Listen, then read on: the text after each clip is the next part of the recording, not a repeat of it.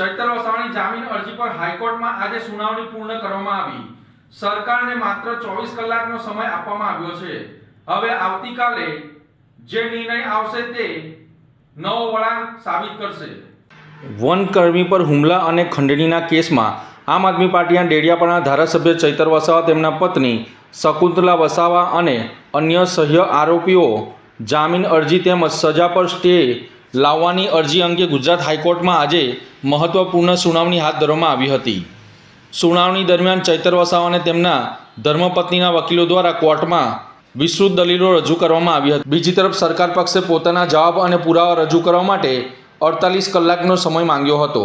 જોકે હાઈકોર્ટે સરકારની 48 કલાકની માંગણી સ્વીકારી નહોતી અને માત્ર 24 કલાકનો સમય આપ્યો છે। હવે આ કેસની વધુ સુનાવણી આવતીકાલે એટલે કે 16 જુલાઈના રોજ થશે।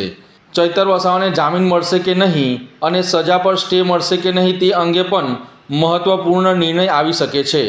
અત્રે ઉલ્લેખનીય છે કે આ જ કેસમાં સહ આરોપી અને ચૈતર વસાવાના પત્ની શકુંતલા વસાવાને નવજાત બાળકની માતા હોવાના માનવીય અભિગમને ધ્યાનમાં રાખીને હાઈકોર્ટે અગાઉ જામીન મંજૂર કર્યા હતા।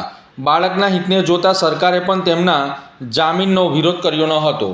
આ કેસમાં નર્મદા સેશન કોર્ટે જૂન 2026માં વન વિભાગના કર્મચારી પર હુમલો અને ધમકી આપવાના ગુનામાં ચૈતર વસાવા સહિત કુલ 9 આરોપીઓને 7 વર્ષની સજા અને 25,000નો દંડ ફટકાર્યો હતો।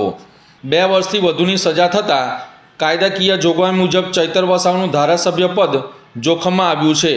તેથી તેમની કાનૂની ટીમ સજા પર સ્ટે અને જામીન મેળવવા માટે ગુજરાત હાઈકોર્ટમાં કાનૂની લડત લડી રહી છે। હવે સૌની નજર આવતીકાલે થનારી સુનાવણી પર છે, જ્યાં હાઈકોર્ટનો નિર્ણય આ કેસમાં મહત્વપૂર્ણ વળાંક સાબિત થઈ શકે છે।